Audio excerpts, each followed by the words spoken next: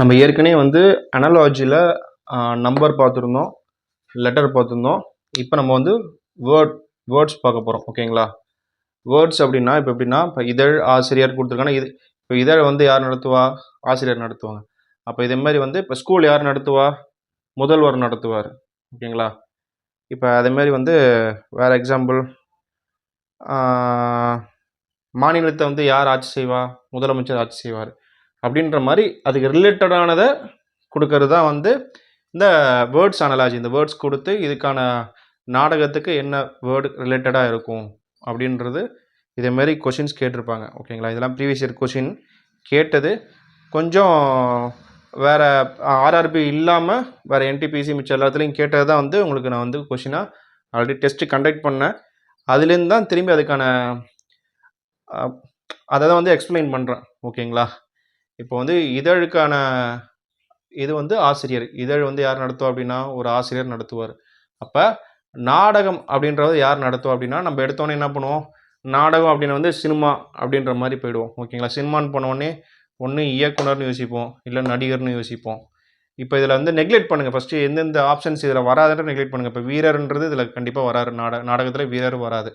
இயக்குனரா, நடிகரா, மேலாளரா அப்படின்றதான் வந்து நம்ம தெரிஞ்சுக்கணும். அப்போ இதேமாரி நீங்கள் வந்து நிறையா ரீசனிங் சம்ஸை போட்டு பார்க்கணும் வேர்ட்ஸில். ஏன்னா நமக்கு தெரியாமலே நிறையா இருக்குது. நம்ம நினச்சிக்கிறது இதுக்கு இதான் ரிலேட்டடாக இருக்குன்னு சொல்லி நம்ம நினச்சிக்கிறோம். ஆனால் நாடகத்துக்கான கரெக்டான ஆன்சர் என்னன்னு பார்த்தீங்கன்னா மேலாளர். நாடகத்தை யார் நடத்துவாங்க அப்படின்னா மேலாளர், மேனேஜர்னு சொல்லுவோம்ல. மேனேஜர் தான் அந்த நாடகத்தை கண்டக்ட் பண்ணுவார். ஓகேங்களா? இப்போ வில்லு இருக்குது. வில்லுலேருந்து என்ன போகும்? அம்பு போகும். ஓகேங்களா? இப்போ வில்லு இருக்குன்னா வில்ல அம்பு போகும். அப்போ துப்பாக்கி, கையில் ஒரு துப்பாக்கி இருக்குது அப்படின்னா அப்போ துப்பாக்கிலேருந்து என்ன போகும்? தோட்டா போகும். தோட்டான்றது இல்லாமல் இங்கே புல்லட் அப்படின்ற மாதிரி இங்கிலீஷில் கொடுத்துருக்காங்க. அப்போ ஆன்சர் ஏ, புல்லட். புரியுதுங்களா? எதுக்கு எதை ரிலேட்டட் அப்படின்ட்டு ஃபஸ்ட்டு இப்படி தான் கொடுத்துருப்பாங்க. வில்லு ஒரு சின்ன ஐஃபன் கொடுத்து அம்பு அப்படின்னு கொடுத்து இது ரெண்டு ரிலேட்டட் பண்ணிருப்பாங்க. நடுவில் ரெண்டு கொடுத்துட்டு கைத்துப்பாக்கி இதோட இது ரிலேட்டட் இதுக்கப்புறம் என்ன வரும்னு கேட்பாங்க. சில டைம் கைத்துப்பாக்கி இங்கே கொடுத்துட்டு இதுக்கு ரிலேட்டடாக என்ன வரும் அப்படின்னு சொல்லி கேட்பாங்க. அப்போ சில டைம் கன்ஃபியூஸ் ஆகும் நம்ம. ஓகேங்களா? இப்போ எப்படி சொல்கிறது அப்படின்னா இங்கே வந்து ஒன்று கொடுத்துட்டு இங்கே ஒன்று கொடுத்துட்டு இங்கே ரெண்டு வரும் அப்படின்னு சொல்லி அந்தாண்ட கொடுத்துருக்காங்கன்னு வச்சுக்கிங்க. அப்போ இங்கே ஒன்று கொடுத்துட்டு இங்கே என்ன வரும்னு கேட்டால் அதுக்கு ஒன்றுக்கு முன்னாடி என்ன இருக்குது? 0 இருக்குது. ஆப்ஷனில் 0 இருக்கணும் அப்படின்னா 0 செலக்ட் பண்ணுவோம். இல்லை -1 இருக்குது அப்படின்னா -1 போடுவோம். அந்த மாதிரி ரிலேட்டடாக வர்றது தான் வந்து இந்த வேர்ட்ஸ் அனாலஜி. ஓகேங்களா? இப்போ இதில் பாருங்கள், நான் சொன்ன மாதிரி கேட்டிருக்காங்களா பாருங்கள். செடியிலேருந்து விதை வந்துச்சு, இல்லை விதையிலேருந்து செடி வந்துச்சா அப்படின்றது கொஞ்சம் கன்ஃபியூஸ் ஆகும். ஓகேங்களா? இப்போ வந்து ஃபஸ்ட்டு செடி கொடுத்துருக்கான். ஓகேங்களா? செடியிலேருந்து செடி வளர்ந்து அதுலேருந்து ஒரு விதை வரும் அப்படின்னு வச்சுக்கலாம். இல்லை அப்படின்னா செடி எதனால் வந்துச்சு அப்படின்னா விதையினால் வந்தது அப்படின்ற மாதிரி வச்சுக்கலாம். இப்போ ரெண்டு கான்செப்ட்லையும் யோசிச்சுக்கணும். ஓகேங்களா?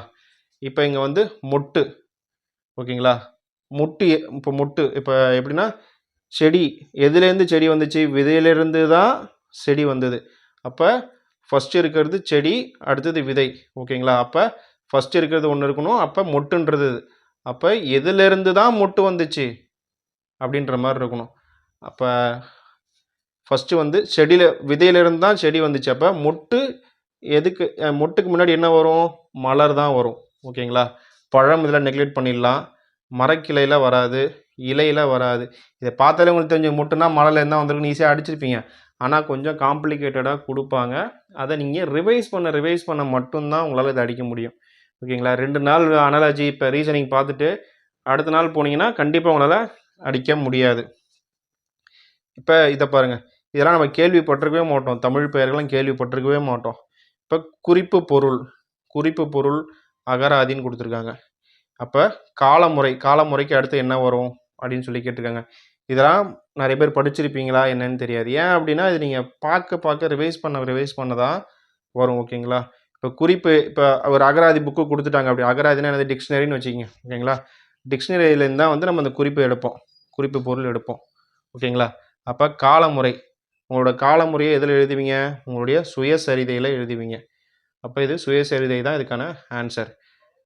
இப்போ இதில் அட்லாஸ் வராது, செய்தித்தாள் வராது, புத்தகமா இல்லை சுயசரிதையான்னு யோசிப்பீங்க. காலமுறைனா என்ன அப்படின்னு யோசிக்கும் போது ரெண்டுத்தில் மேக்ஸிமம் வந்து ஆப்ஷன் நெக்லெக்ட் பண்ண பாருங்கள். சரிங்களா? இப்போ அடுத்தது பாருங்கள், இப்போ தேநீர் இருக்குது. தேநீர் வந்து எதில் கொடுப்பாங்க? ஒரு கோப்பை, சின்ன கோப்பை இருக்குல்ல. இப்போ அதுக்கு அந்த தமிழ் பேரே நமக்கு தெரிய மாட்டேங்குது. தெரியாதனால தான் நமக்கு பிரச்சனை. சின்ன கோப்பை. அப்போ சூப் எதில் கொடுப்பாங்க? சூப்பு கரண்டியில் கொடுப்பாங்களா? கொடுக்க மாட்டாங்க. தப்பு, இது கிடையாது. சூப்பு கண்ணாடியில் கொடுப்பாங்களா? கொடுக்க மாட்டாங்க, கிடையாது. இப்போ கோடையில் கொடுப்பாங்களா? கிண்ணத்தில் கொடுப்பாங்களா? அப்படின்றது தான் வந்து இப்போ எதை சூஸ் பண்ணுறது அப்படின்றது தான் வந்து இப்போ நம்ம தேநீரை வந்து கோப்பையில் கொடுக்குறாங்க. அப்போ சூப்பை எதில் கொடுப்பாங்க? குவளை. குவளைனா வந்து பெரிய குவளையும் இருக்குது, குவளைனா ஒரு இதுவும் இருக்குது.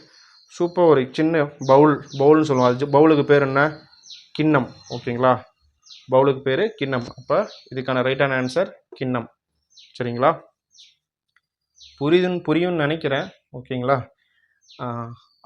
ஆடுனா ஆட்டு இறைச்சி. அப்போ மானுனா அப்போ மான் இறைச்சி. இப்போ இது ஈஸியாக இருக்குது. ஓகேங்களா? அப்போ இதுக்கான ஆன்சர் வந்து மான் இறைச்சி. ஆப்ஷனில் இருக்குது மான் இறைச்சி. வியல் இறைச்சி, புதியது இறைச்சி, இதெல்லாம் வந்து ஒத்து வரல. இப்போ பாருங்கள், இதில் செருப்பு தொழிலாளி. செருப்பு தொழிலாளிக்கு என்ன தேவை? தோல் தேவை. ஓகேங்களா? அப்போ தையல்காரருக்கு என்ன தேவை? டிராப்பர் அப்படின்னா என்னது? டிராப்பர்னு அப்படி வச்சு ஸ்கேல் மாரி வச்சுட்டு அளந்து பண்ணுவார, அது தேவையா? நூல் தேவையா? சட்டை தேவையா? துணி தேவையா? இப்போ செருப்பு தொழிலாளிக்கு என்ன தேவைப்படும்? ஊசி தேவைப்படும், நூல் தேவைப்படும், மிஷின் தேவைப்படும். இது எல்லாத்துக்கும் ஒரு மூலப்பொருள் இருக்கணும். அது இருந்தால் தானே இது எல்லாமே, ஊசி எல்லாமே தேவைப்படும். அப்போ அதுக்கான மூலப்பொருள் வந்து எது? தோல். ஓகேங்களா? அப்போ தையல்காரருக்கு ஒரு மூலப்பொருள் என்ன வேணும்? தையல்காரரை கொண்டு போய் நீங்கள் டேரெக்டாக சட்டையை கொடுத்தனா எடுத்து தப்பாரா? மாட்டார். அப்போ சட்டை கிடையாது. டிராஃபர் எதுக்கு தேவைப்படுது? தையல்காரருக்கு தேவை. எதை வச்சு தேவை? துணியை வச்சு தான் டிராஃப்ட் பண்ண டிராஃபர் தேவை. அப்போ தையல்காருக்கான மூலப்பொருள் என்ன? துணி. ஓகேங்களா? அப்போ டிராஃபரும் கிடையாது. நூல், துணி இருந்தால் தான் நூலை வச்சு தைக்க முடியும். அப்போ நூலும் கிடையாது. புரியுதுங்களா? இப்போ செருப்பு தொழிலாளிக்கு மூலதனம் எது? தோல். ஆனால் செருப்பு தொழிலாளிக்கு தோல் இல்லாமல் ஊசியும் வேணும், அந்த நூலும் வேணும் தைக்கிறதுக்கு. ஆனால் தோல் இருந்தால் தானே அதை தைக்கவே முடியும். அப்படின்னும் போது மூலதனம் என்னது? தோல். அப்படின்றனால தான் தையல்காருக்கு மூலதனம் என்னது? துணி. துணி இருந்தால் மட்டும்தான் சட்டை தைக்க முடியும், டிராஃப்டர் வச்சு அளக்க முடியும், நூல் வச்சு துணியை தைக்க முடியும். இப்போ அடுத்தது பாருங்கள், துறவி வந்து தியானம் பண்ணுறாரு. அப்போ விஞ்ஞானி என்ன பண்ணுவார்? ஆப்ஷன் ஏ ஆராய்ச்சி, ஆப்ஷன் பி அறிவு, ஆப்ஷன் சி ஆன்மீகம், ஆப்ஷன் டி பகுத்தறிவு. இப்போ விஞ்ஞானிக்கு அறிவு அதிகமாக இருக்குது. நம்ம அறிவுஜீவிகள் என்ன பண்ணுவோம்? அறிவு அடிக்கும். ஓகேங்களா? துறவி என்ன பண்ணுவார்? உட்காந்து தியானம் பண்ணுவார். அப்போ விஞ்ஞானி என்ன பண்ணுவார்? உட்காந்து ஆராய்ச்சி பண்ணுவார். ஆப்ஷன் ஏ ஆராய்ச்சி தான் ரைட்டு. விஞ்ஞானி ஆன்மீகத்துக்கு போக மாட்டார். விஞ்ஞானி பகுத்தறிவு பேசிகிட்டு இருக்க மாட்டார். அவர் உட்காந்து ஆராய்ச்சி தான் பண்ணுவார். சரிங்களா? இப்போ இதை பாருங்கள், அரசன் எங்கே இருப்பாங்க? அரசன் வந்து அரண்மனையில் இருக்கார். ஓகேவா? அப்போ